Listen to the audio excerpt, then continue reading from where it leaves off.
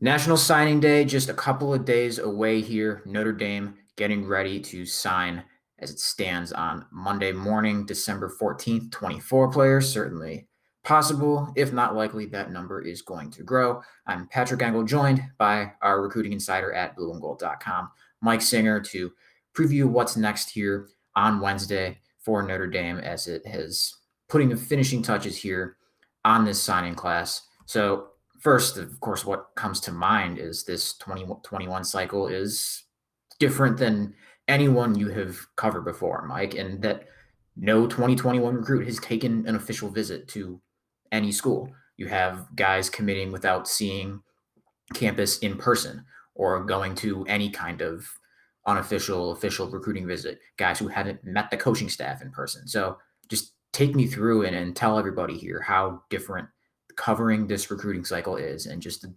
differences that has led to in the recruitments of some of these guys. Yeah, you hit on some of the things, Patrick. It's been crazy. No in-home visits either. That's a huge part of the recruiting process. I, so, of Notre Dame's 24 current commitments, all but one of them has stepped on campus. That's Devin Upow, the UCLA flip that Notre Dame landed last week. But you have about half of the commits who have never met the coaching staff in person. So you have guys like Mitchell Evans and Chance Tucker and Ryan Barnes, guys who have committed to Notre Dame during the pandemic that were able to go to campus before they made their decision. Then you have some other guys like Logan Diggs, who we'll actually get into here in a little bit, who committed to Notre Dame and then took visits, but all of them committed during the pandemic. So they have not been able to see the coaches and meet them face to face. So that's wild. Another thing, Patrick, is Notre Dame plays Clemson this week. So not only for us, it's like National Signing Day week, so it's huge week for coverage.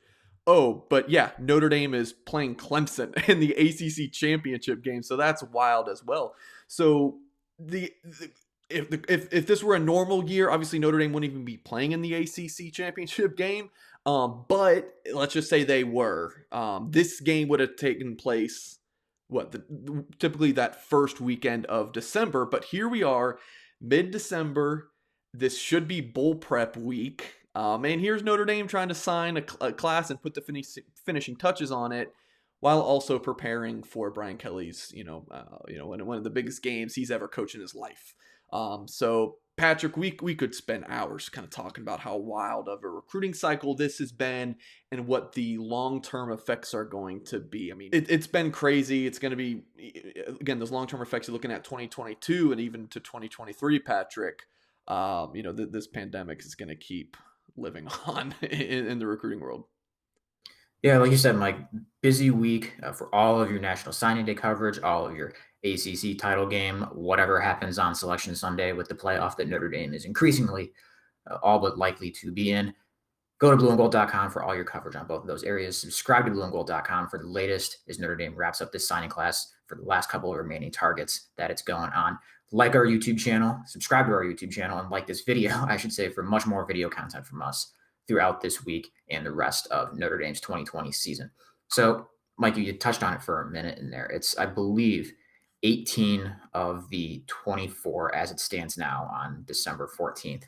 Guys have committed during the pandemic since March. And of course, some of those have had varying degrees of recruitments where they had met the coaches, been on campus, or had done neither of those things, or some scaled down variation of it where they went to campus on their own dime, like Logan Diggs, like you mentioned, was able to do just early December after having committed in late July, I believe it was. Yep. But that's in the past. We know about what the 18 guys who have committed during this have gone through and the different types of hoops and adjustments each has had to make in their recruitment. But what's left to watch here? Because I mean, at most at this point, and what you expect, Mike, and what you reported, those guys are planning to put pen to paper, and the suspense, knock on wood, you never know with recruiting, is largely out of that. But what's left to watch here? Yeah, well, got to mention Logan Diggs. LSU offered him last Wednesday, so just a week before National Signing Day. And by all accounts, Notre Dame should hold on to Logan Diggs.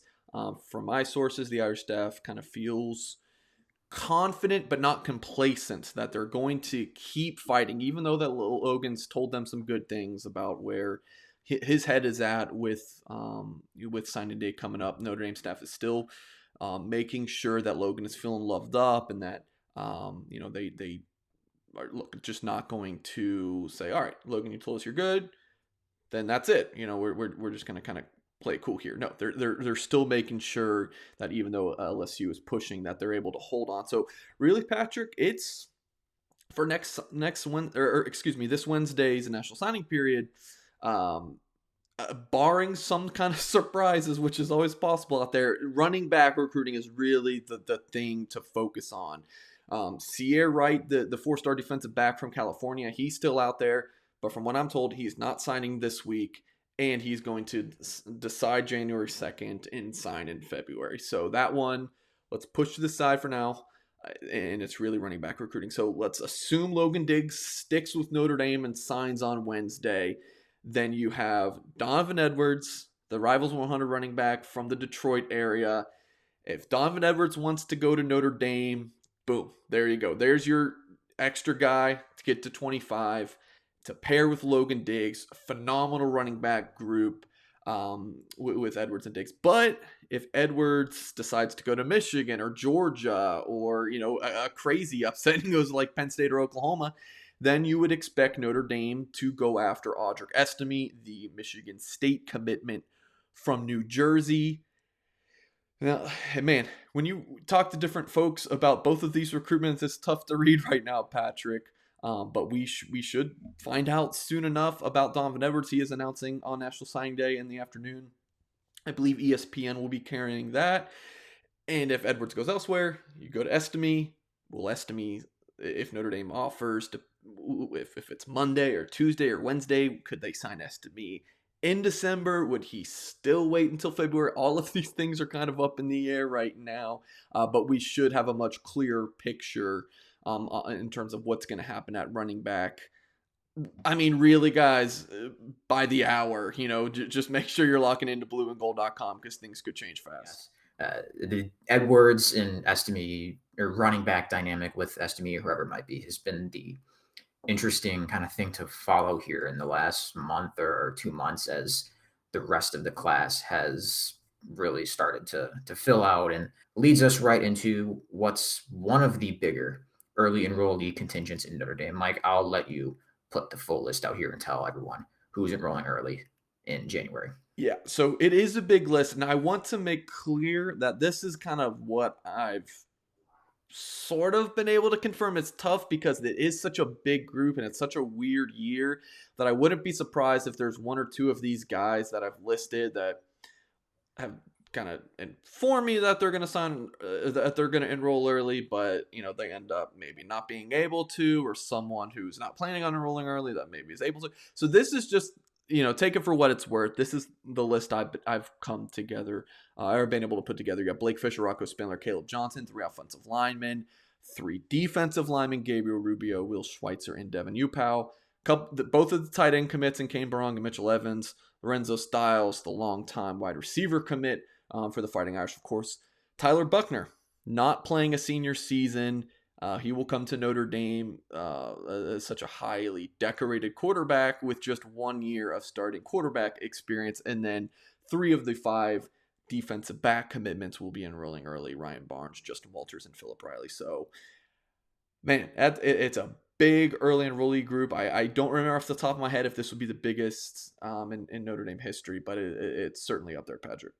You mentioned Buckner not having played a senior season. A couple of those other guys, Justin Walters is going to be in that same boat if he enrolls early. And correct me if I'm wrong on this on California, but it would also be the same case for Will Schweitzer and Devin Upau. That's right? Correct. Yeah. I mean, so you're looking at those 4 out of this 13 that you have up here now, which would be half the class if what you have here holds, Mike, which, yeah, that's a big group, but allows you a lot of flexibility with how to make numbers and initial counters and all that fun stuff we don't need to get into and make that work.